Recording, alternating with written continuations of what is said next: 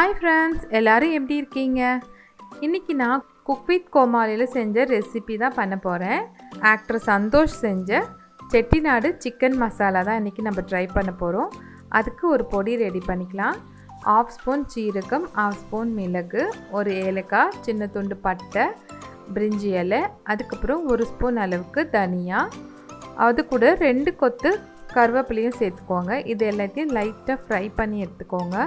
இந்த மசாலாலாம் கொஞ்சம் லைட்டாக சூடானதுக்கப்புறம் நம்ம கேஸ் ஆஃப் பண்ணிடலாம்.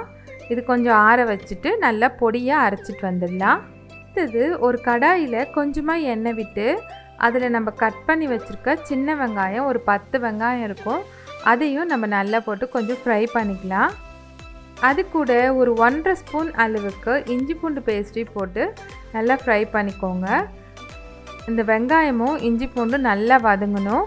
இஞ்சி பூண்டோட பச்சை வாசனை போகிற வரைக்கும் நல்லா வதக்கிடுங்க. இப்போ இதையும் ஆற வச்சு எடுத்துக்கோங்க.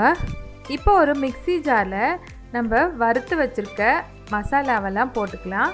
ஃபஸ்ட்டு நம்ம அந்த மிளகு, சீரகம், பட்டை, கிராம்பு, ஏலக்காய்லாம் வறுத்து வச்சதெல்லாம் அந்த மிக்ஸி ஜாரில் போட்டு ஃபஸ்ட் நல்லா பொடியாக அரைச்சிட்டு வந்துடலாம். அந்த பொடி நல்லா அரைச்சதுக்கப்புறம் நம்ம வதக்கி வச்சுருக்க வெங்காயம், இஞ்சி பூண்டையும் நல்லா போட்டு அரைச்சிருங்க இதிலே. இப்போ இந்த வெங்காயம் கூடவே ஒரு தக்காளியும் கட் பண்ணி வச்சுருக்கேன், அதையும் சேர்த்து எல்லாத்தையும் நல்ல பேஸ்ட்டாக அரைச்சிட்டு வந்துடணும். இப்போ ஒரு கடாய் வச்சுக்கோங்க. அதில் ஒரு 3 டேபிள் ஸ்பூன் அளவுக்கு எண்ணெய் விட்டுக்கோங்க. ஒரு 1/2 kg சிக்கனை நல்லா வாஷ் பண்ணி வச்சுருக்கேன். இப்போ அந்த எண்ணெயிலே அந்த சிக்கனையும் போட்டு நல்லா வதக்கிடலாம். சிக்கன் கொஞ்சம் வதங்கினதுக்கப்புறம் நல்ல கெட்டியான தயிர் ஒரு 2 ஸ்பூன் அளவுக்கு சேர்த்துக்கோங்க. தயிர் நல்லா புளிக்காமல் கொஞ்சம் கெட்டியாக இருந்தால் தான் நல்லாயிருக்கும். அதனால் புளிக்காத தயிராக இது கூட சேர்த்துக்கோங்க.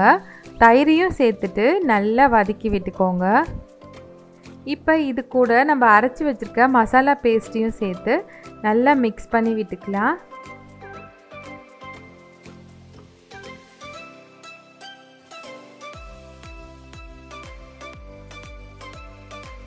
இது கூட நம்ம காரத்துக்கு தேவையான அளவுக்கு மிளகாத்தூள் சேர்க்கணும்.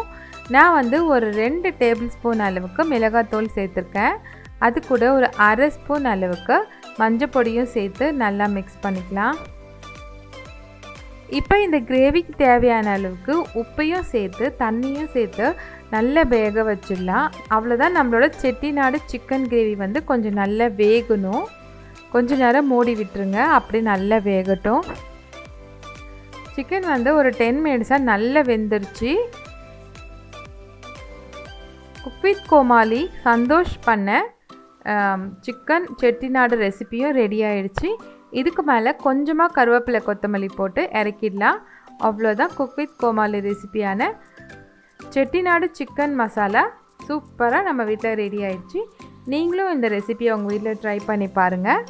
இந்த வீடியோ உங்களுக்கு பிடிச்சிருந்ததுன்னா என்னுடைய சேனல் ஃபுட்யூலுக்கு லைக், ஷேர், சப்ஸ்கிரைப் பண்ணுங்கள். மீண்டும் அடுத்த வீடியோவில் சந்திக்கலாம். நன்றி, வணக்கம்.